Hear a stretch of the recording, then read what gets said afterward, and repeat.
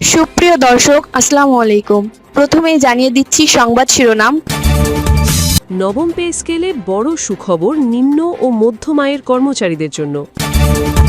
এদিকে বাংলাদেশ ভারত সীমান্তে BGB BSF গোলাগুলি। অপরদিকে রামিসা হত্যাকাণ্ড নিয়ে চাঞ্চল্যকর তথ্য দিল পুলিশ। এবং সবশেষে থাকছে সার্বজনীন পেনশন স্কিমে নিবন্ধন মাত্র 4 লাখ, নেপথ্যে যে কারণ। শুনছিলেন সংবাদ শিরোনাম, এখন বিস্তারিত। তার আগে ছোট্ট একটি আবেদন, সত্য সংবাদ ছড়িয়ে দিতে আপনাদের একটি সাবস্ক্রাইব আমাদের জন্য অনেক বড় সমর্থন। লাইক ও কমেন্ট করে জানান। এখন চলুন বিস্তারিত দেখা যাক। নবম পে স্কেলে বড় সুখবর নিম্ন ও মধ্যম আয়ের কর্মচারীদের জন্য। নবম পে স্কেল বাস্তবায়নে নিম্ন ও মধ্যম স্তরের সরকারি কর্মকর্তা কর্মচারীদের জন্য বিশেষ সুবিধা রাখার পরিকল্পনা করছে সরকার।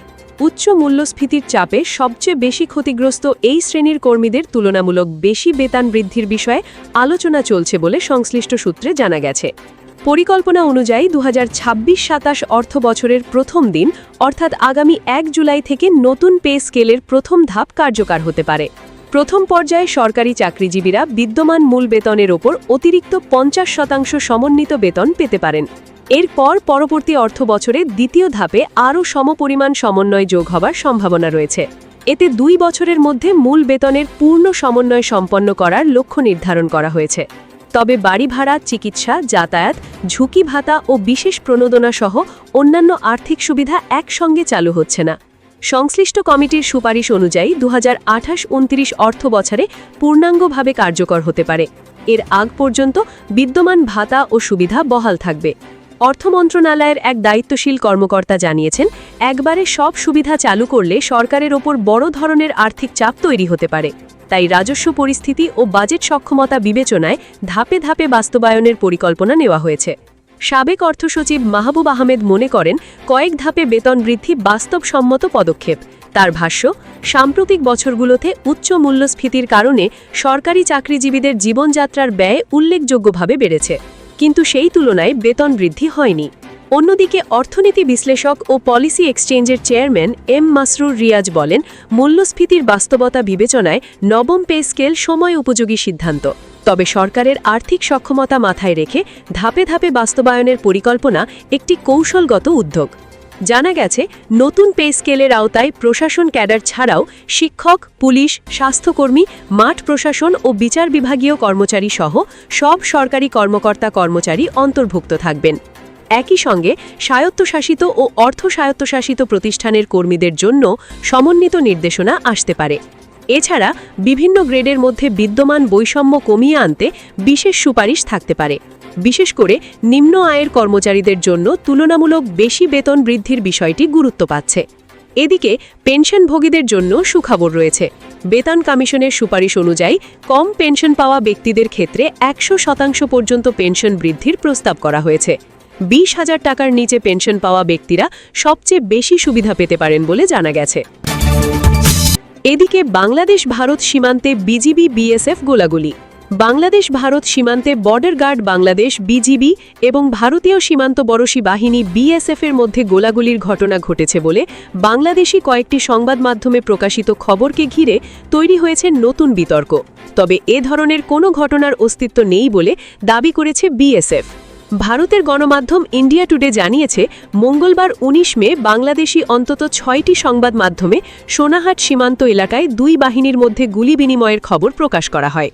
কিন্তু বিএসএফের এক সূত্র এই প্রতিবেদনকে পুরোপুরি ভুয়ো ও ভিত্তিহীন বলে উড়িয়ে দিয়েছে। প্রকাশিত খবরগুলোতে বলা হয়, সোমবার 18 মে সিলেটের গোয়াইনঘাট উপজেলার সোনাহাট সীমান্ত এলাকায় ভারতের বিএসএফ গুলি চালালে বিজিবিও পাল্টা গুলি চালায়। বিষয়টি নিয়ে বিজিবির সিলেট ব্যাটালিয়নের একটি বিজ্ঞপ্তির উদ্ধৃতিও সংবাদ মাধ্যমগুলোতে উল্লেখ করা হয়। তবে বিএসএফের এক শীর্ষ কর্মকর্তা ইন্ডিয়া টুডে ডিজিটালকে বলেন, সীমান্তে এমন কোনো গোলাগুলির ঘটনা ঘটেনি। তার ভাষায়, বাংলাদেশি সংবাদ মাধ্যমে প্রকাশিত খবর সম্পূর্ণ মিথ্যা। বাস্তবে এমন কিছু ঘটেনি। সীমান্ত পরিস্থিতি সম্পূর্ণ স্বাভাবিক রয়েছে। নাম প্রকাশে অনিচ্ছুক ওই শীর্ষ কর্মকর্তা আরও বলেন, সীমান্তে শান্তি ও নিরাপত্তা বজায় রাখতে বিএসএফ নিয়মিত দায়িত্ব পালন করছে। তিনি অভিযোগ করে বলেন, একদিন খবর প্রকাশ করা হয়, আবার পরদিন তা অস্বীকার করা হয়। এ ধরনের বিভ্রান্তি তৈরি হচ্ছে। উল্লেখ্য, বাংলাদেশ ভারত সীমান্তের দৈর্ঘ্য প্রায় 4096 কিলোমিটার, যা ভারতের দীর্ঘতম স্থল সীমান্ত।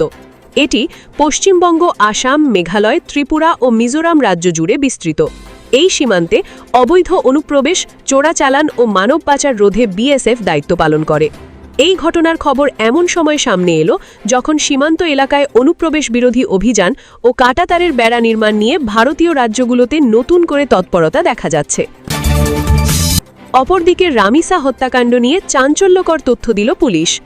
রাজধানীর পল্লবীতে দ্বিতীয় শ্রেণীর স্কুলছাত্রী শিশুর রামিসা আক্তার হত্যাকাণ্ডের ঘটনায় চাঞ্চল্যকর তথ্য দিয়েছে পুলিশ। পুলিশ জানায়, মূল ঘাতক স্বামীকে পালিয়ে যাওয়ার পর্যাপ্ত সময় দিতেই ভেতর থেকে ফ্ল্যাটের দরজা খুলেননি স্ত্রী স্বপ্না। স্বামী জানালার গ্রিল কেটে পালিয়ে যাওয়ার বিষয়টি নিশ্চিত হওয়ার পরই কেবল তিনি দরজা খোলেন। মঙ্গলবার রাতে সংবাদ সম্মেলনে ঢাকা মেট্রোপলিটন পুলিশের অতিরিক্ত কমিশনার এসএন নজরুল ইসলাম এসব তথ্য দেন। সংবাদ সম্মেলনে ডিএমপির অতিরিক্ত কমিশনার এসএন নজরুল ইসলাম বলেন, রামিসা যখন দরজায় নক করছিলেন তখনই ভেতর থেকে হত্যাকাণ্ডটি ঘটানো হচ্ছিল। মূল আসামি জাকির যেন পালাতে পারে সেই সুযোগ করে দিতেই স্বপ্না দীর্ঘক্ষণ দরজা বন্ধ রাখেন। জাকির জানালার গ্রিল কেটে পালিয়ে যাওয়ার পর স্বপ্না দরজা খোলেন। সে নিজে এই হত্যাকাণ্ডের সহযোগী হিসেবে কাজ করেছে বলে নিশ্চিত হয়েছে পুলিশ। পুলিশের ধারণা, প্রতিবেশীর বিকৃতে যৌন লালসার শিকার হয়েছিল শিশুটি। নির্যাতন বা রক্তক্ষরণের বিষয়টি জানাজানি হয়ে যাওয়ার ভয়েই তাকে শ্বাসরোধে হত্যা করা হয়েছিল। পরে আলামত গোপন ও দেহ গুম করার উদ্দেশ্যে শিশুটির মাথা ও হাত কেটে ফেলা হয়েছিল। তবে ধর্ষণের বিষয়টি ময়না তদন্ত ও কেমিক্যাল রিপোর্টের পর পুরোপুরি নিশ্চিত হবে বলে জানান ডিএমপির এই কর্মকর্তা। সংবাদ সম্মেলনে ডিএমপির অতিরিক্ত police commissioner SN Mohammad Nazrul Islam জানান, সোহেল রানা ও স্বপ্না আক্তার নাটোরের সিংড়া থানার নিমাকদমা 14 গ্রাম এলাকার বাসিন্দা। নিহিতের পরিবার মুন্সিগঞ্জের সিরাজদি খান থেকে এসে একই ভবনে বসবাস করছিল। ঘটনার পরপরই তথ্য প্রযুক্তির সাহায্যে প্রথমে আসামির মূল স্ত্রী স্বপ্না আক্তারকে গ্রেপ্তার করে, তারপর স্বপ্নার দেওয়া তথ্যের ভিত্তিতে সোহেলকে গ্রেপ্তার করা হয়। হত্যাকাণ্ডে ব্যবহৃত রক্তমাখা ছুরা ও শিশুটির বিচ্ছিন্ন মাথা উদ্ধার করা হয়েছে। লাশ মর্গে পাঠানো হয়েছে। এর আগে পল্লবী থানার ভারপ্রাপ্ত ওসি হাসান বাসির যুগান্তরকে বলেন, পাশের ফ্ল্যাটেই থাকত ঘাতক মাদকাসক্ত সোহেল। 2 ফ্ল্যাটের মাঝখানে ফাঁকা জায়গা থেকে সোহেল শিশুটিকে টেনে রুমের মধ্যে নিয়ে যায়, পরে বাথরুমে গিয়ে গলা কেটে হত্যা করে। আমাদের ধারণা, ধর্ষণ করে শিশুটিকে গলা কেটে হত্যা করা হয়েছে।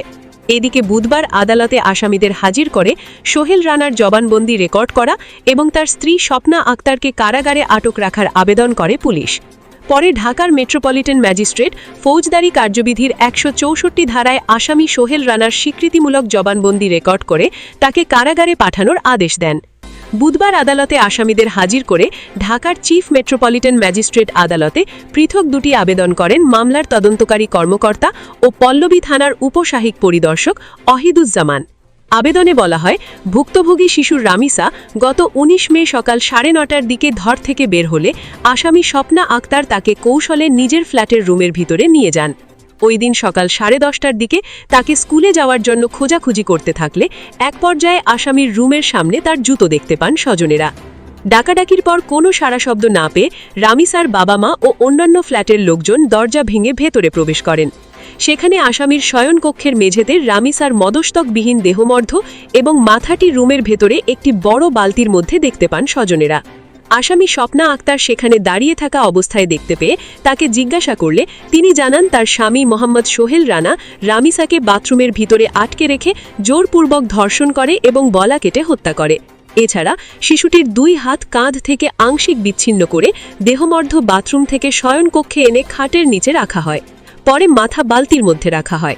এরপর রুমের জানালার গ্রিল কেটে আসামি সোহেল রানা পালিয়ে যান। পরে নারায়ণগঞ্জ জেলার ফতুল্লা থানার সামনে থেকে আসামি সোহেল রানাকে গ্রেপ্তার করে থানায় এনে বিস্তারিত জিজ্ঞাসাবাদ করলে তিনি ঘটনার স্বীকার করেন। এবং সবশেষে থাকছে সর্বজনীন পেনশন স্কিমে নিবন্ধন মাত্র 4 লাখ, নেপথ্যে যে কারণ। কার্যক্রম শুরুর মাত্র 3 বছর না পেরোতেই অনেকটা স্থবির হয়ে পড়েছে সর্বজনীন পেনশন কার্যক্রম। বাংলাদেশে রাষ্ট্রীয় উদ্যোগে নেওয়া গুরুত্বপূর্ণ এই কর্মসূচির ভবিষ্যৎ নিয়ে নানা প্রশ্ন সামনে আসছে। 7 কোটি গ্রাহকের লক্ষ্য নিয়ে যাত্রা শুরু করা সর্বজনীন পেনশন কার্যক্রমে এখন পর্যন্ত নিবন্ধনকারীর সংখ্যা 4 লাখেরও কম। খবর বিবিসি বাংলার। শুরু থেকেই আস্থাহীনতা, বিতর্ক এবং নানা গোষ্ঠীর আপত্তির কারণে বাধার মুখে পড়া এই উদ্যোগ রাজনৈতিক পট পরিবর্তনের পর চূড়ান্ত সংকটে রয়েছে বলেই মনে করছেন বিশ্লেষকরা। বিশেষ করে নতুন সরকার দায়িত্ব নেওয়ার পর এই কর্মসূচি থাকবে কিনা, জমা হওয়া অর্থ ফেরত পাওয়া যাবে কিনা, এমন নানা অনিশ্চয়তার কারণে কাঙ্ক্ষিত লক্ষ্যে পৌঁছায়নি নিবন্ধনকারীর সংখ্যা। এমনকি দীর্ঘদিন ধরে অর্থ জমা দেওয়াও বন্ধ রেখেছেন পুরনো নিবন্ধনকারীদের অনেকে। শুরুর দিকে এই কর্মসূচিতে যুক্ত হলেও এক পর্যায়ে মাসিক কিস্তি দেওয়া বন্ধ করে দেন বেসরকারি চাকরিজীবী মাজহারুল ইসলাম। তিনি বলেন, ব্যাংকের দুর্দশার গল্প প্রতিদিন শুনি, সব টাকা নাকি গায়েব। ভবিষ্যতের কথা ভেবে শুরুতে যুক্ত হয়েছিলাম, কিন্তু রাজনীতি নিয়ে যত নাটকীয়তা শুরু হলো তাতে আর ভরসা পাইনি। তার মতো অনেকেই পেনশন স্কিমে অর্থ জমা দেওয়া আপাতত বন্ধ রেখেছেন, তবে শঙ্কা নিয়েও কিস্তি চালিয়ে যাওয়ার কথা জানিয়েছেন কেউ কেউ। বেসরকারি চাকরিজীবী আরেফিন শাকিল বলেন, একদম শুরু থেকে মাসিক টাকা জমা দিচ্ছি, এখন পর্যন্ত কোনো সমস্যার সম্মুখীন হইনি। সরকার পরিবর্তনের পর কি হবে এটা নিয়ে একটু উৎকণ্ঠা ছিল। এই সরকার কার্যক্রমটি চালিয়ে নেবে, আমরা বিশ্বাস রাখতে চাই। সম্প্রতি এই কার্যক্রম নিয়ে সরকারের পক্ষ থেকে ইতিবাচক বার্তা এসেছে, যদিও অর্থনীতিবিদ এবং গবেষকরা বলছেন সাধারণ গ্রাহকদের আস্থা ফেরাতে না পারলে সর্বজনীন পেনশন কার্যক্রমে সফলতা অর্জন সম্ভব নয়। পেনশন কার্যক্রমের বর্তমান পরিস্থিতি। আওয়ামী লীগ সরকারের আমলে 2023 সালের অগাস্টে সর্বজনীন পেনশন কার্যক্রম যখন শুরু হয় তখন নিয়ে বিভিন্ন মহলে আলোচনার জন্ম দিয়েছিল। বিশেষ করে বেসরকারি খাতে কর্মরতদের মধ্যে নানা প্রতিক্রিয়া তৈরি করেছিল সরকারের এই কর্মসূচি। তবে অনিশ্চয়তা এবং আর্থিক লেনদেনের নানা বিষয়ে স্পষ্ট ধারণা না পাওয়ায় এই কার্যক্রমের সঙ্গে যুক্ত হওয়ার ব্যাপারে খুব একটা আগ্রহ কখনই দেখা যায়নি। এক পর্যায়ে সরকারি চাকরিজীবীদের যোগ দেওয়ার বাধ্যবাধকতা রেখে সর্বজনীন পেনশন কার্যক্রমে একটি স্কিম চালু করার পর এই সিদ্ধান্তের বিরুদ্ধে আন্দোলনে নামতেও দেখা গেছে অনেককে। ওই সময় সরকারের সিদ্ধান্তের বিরুদ্ধে অবস্থান নিয়ে কর্মবিরতিও ঘোষণা করেছিলেন বিভিন্ন বিশ্ববিদ্যালয়ের শিক্ষকরা। পরবর্তীতে রাজনৈতিক পট পরিবর্তনের পর অন্তর্বর্তীকালীন সময়ে এই কার্যক্রম সচল থাকলেও এর অগ্রগতি ছিল সামান্যই। জাতীয় পেনশন কর্তৃপক্ষের তথ্য অনুযায়ী যাত্রা শুরুর পর থেকে এখন পর্যন্ত 3,77,545 জন এই কার্যক্রমে নিবন্ধন করেছেন। এই সময়ে প্রায় 255 কোটি 70 লাখ টাকা সর্বজনীন পেনশন ফান্ডে জমা হয়েছে, আর লভ্যাংশ সহ মোট বিনিয়োগ দাঁড়িয়েছে 279 কোটি 74 লাখ টাকা। দেশের বিপুল জনগোষ্ঠীর সামাজিক এবং আর্থিক সুরক্ষা নিশ্চিতের উদ্দেশ্যে নেওয়া রাষ্ট্রের গুরুত্বপূর্ণ এই পরিকল্পনা আসলে কতটা এগিয়েছে এই সংখ্যাই তার ইঙ্গিত দেয়। এমন প্রেক্ষাপটে নতুন সরকার এই কার্যক্রম এগিয়ে নেবে কিনা এমন প্রশ্নই ঘুরে ফিরে সামনে আসছে। সম্প্রতি এ নিয়ে ইতিবাচক বার্তা দিয়েছে সরকার। জাতীয় পেনশন কর্তৃপক্ষকে এই কার্যক্রমকে দীর্ঘমেয়াদে টেকসই এবং জনপ্রিয় করে তুলতে সব ধরনের কার্যক্রম হাতে নেওয়ার নির্দেশনা দিয়েছেন অর্থমন্ত্রী আমির খসরু মাহমুদ চৌধুরী। জাতীয় পেনশন কর্তৃপক্ষের সদস্য শেখ কামরুল হাসান বলছেন, দেশের ক্রমবর্ধমান বয়স্ক জনগোষ্ঠীর কথা মাথায় রেখে সামাজিক নিরাপত্তা কাঠামোকে আরও শক্তিশালী করার তাগিদ দিয়েছেন অর্থমন্ত্রী। তিনি বলেন, 2030 সালের মধ্যে দেশের অন্তত 4 কোটি পরিবারের অন্তত একজন সদস্যকে এই পেনশনের আওতায় নিয়ে আসার লক্ষ্য নির্ধারণ করা হয়েছে। এছাড়া নতুন পেনশন স্কিম চালু করা, নমিনিদের জন্য আজীবন পেনশনের ব্যবস্থা করা এবং সরকারি বা বেসরকারি পর্যায়ে কর্মরত আউটসোর্সিং কর্মীদের এই কর্মসূচির আওতায় আনার বিষয়েও আলোচনা চলছে বলে জানান তিনি। ঋণ নিচ্ছে পেনশন কর্তৃপক্ষ। সর্বজনীন পেনশন নিয়ে নানা আলোচনার মধ্যেই সম্প্রতি এই কার্যক্রম চাঙ্গা করতে এশীয় উন্নয়ন ব্যাংক বা এডিবি এর কাছ থেকে 10 কোটি মার্কিন ডলার বা প্রায় 1227 কোটি টাকা ঋণ নেওয়ার সিদ্ধান্ত বেশ কৌতূহল জন্মেছে। সরকারের পক্ষ থেকে দাবি করা হয়েছে, পেনশন ব্যবস্থার প্রশাসনিক আধুনিকায়ন, আইটি অবকাঠামো শক্তিশালীকরণ এবং এই বিশাল তহবিল পরিচালনার জন্য দক্ষ জনবল তৈরির লক্ষ্যেই এই অর্থ ব্যয় হবে। জাতীয় পেনশন কর্তৃপক্ষের সদস্য শেখ কামরুল হাসান বলছেন, অবকাঠামো, প্রযুক্তিগত সক্ষমতা এবং সেবার পরিধি বাড়াতে সর্বজনীন পেনশন ব্যবস্থা শক্তিশালীকরণ প্রকল্পের সম্ভাব্যতা যাচাই চলছে। এছাড়া এই ফান্ডে জমা হওয়া অর্থ বিনিয়োগের ক্ষেত্রে পরামর্শক নিয়োগ এবং পরিকল্পনা বাস্তবায়নের জন্যও এখন থেকেই প্রস্তুতি নিতে চায় পেনশন কর্তৃপক্ষ। শেখ কামরুল হাসান বলছেন, আমাদের কিছু বিষয়ে কনসালটেন্ট দরকার। আমরা এখন বাংলাদেশ ব্যাংকের বন্ডে বিনিয়োগ করছি, কিন্তু একমাত্র বন্ডে বিনিয়োগ করাই তো লাভজনক নয়। এই বিষয়গুলোও একজন ভালো কনসালটেন্টের মাধ্যমে আমরা জানতে পারব।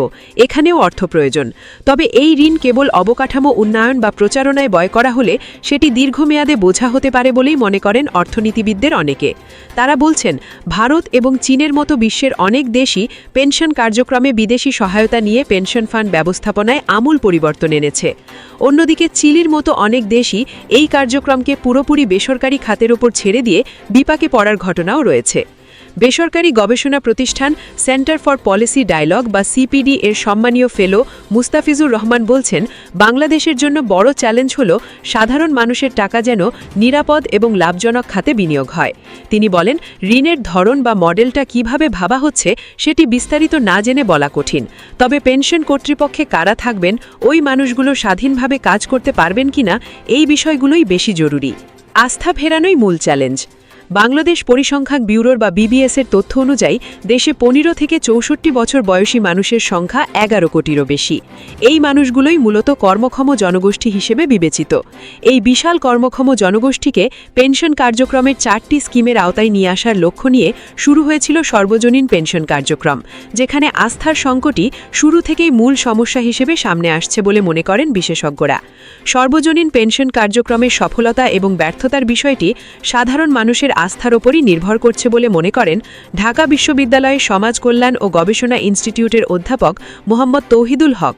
তিনি বলছেন, রাষ্ট্র যদি স্বচ্ছতা এবং জবাবদিহিতা নিশ্চিত করতে পারে তবেই এই কর্মসূচি হিসেবে সফল হবে। এক্ষেত্রে স্বচ্ছ নীতিমালা থাকাও জরুরি বলে মনে করেন তৌহিদুল হক। তিনি বলেন, পেনশন ফান্ডের টাকা কি রাষ্ট্র তার বাজেট ঘাটতি মেটাতে খরচ করবে নাকি লাভজনক কোনো ক্ষেত্রে বিনিয়োগ করবে? এই প্রশ্নগুলোর উত্তর না থাকলে অতীতের মতো ভবিষ্যতেও ফলাফল একই হবে।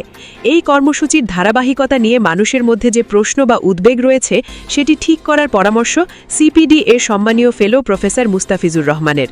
তিনি বলছেন, অতীতে সবকিছু যেভাবে দলীয়করণের মধ্যে চলে গিয়েছিল, তখন এটা যে একটা স্বাধীন প্রতিষ্ঠান হিসেবে কাজ করবে এবং টিকে থাকবে সেটার ওপরই মানুষের বিশ্বাস ছিল না।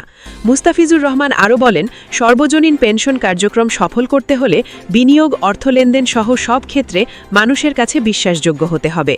তিনি বলেন, মানুষ টাকা রেখে ফেরত পাবেন এই নিশ্চয়তা জরুরি। পেনশন কর্তৃপক্ষের দায়িত্বে যারা থাকবে তাদের গ্রহণযোগ্যতা, তাদের কাজ করার স্বাধীনতা, এগুলো এখন সবচেয়ে গুরুত্বপূর্ণ।